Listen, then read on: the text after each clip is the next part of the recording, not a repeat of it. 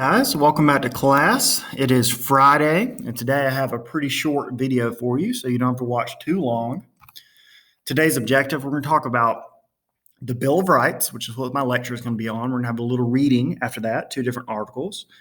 And then you're going to watch a video on Canvas about the 13th, 14th, and 15th Amendment, and have some work after that as well. So I have a real short lecture today because it's a work-heavy day.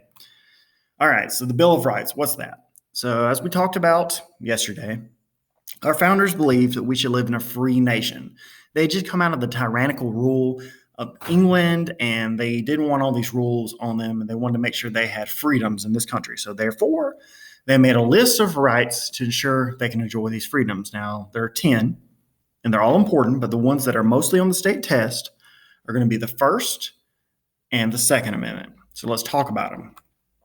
The First Amendment guarantees the following freedoms: the freedom of speech, to make sure you can't be jailed or prosecuted or sued for anything that you say. The government cannot come after you for your speech. Second, freedom of religion.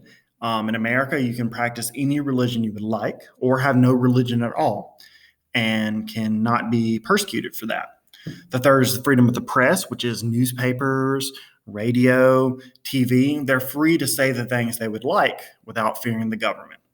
Fourth, is the freedom to gather. So you can gather in groups and talk about any controversial issue you want and not worry about the government's coming down on you. And fifth is the freedom to petition. If you have a problem with the government, you can state those issues in a group or as an individual. Now, all these things have a couple caveats.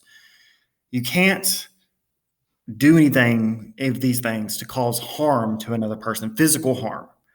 But beyond that, in America, we have a great deal of freedoms, many of which they don't have in other countries, and especially not at this time. And the second is the right to bear arms, which means the right to have a weapon like a gun or a knife. Now, in today's era, this is somewhat controversial because of the string of school shootings and murders, but the founders thought that you should have the right to have these things, especially if there's a tyrannical or a terrible government, you can rise up against them. That was their idea. In the reading today, we're going to talk about how that is a little bit controversial, but you still do have that right.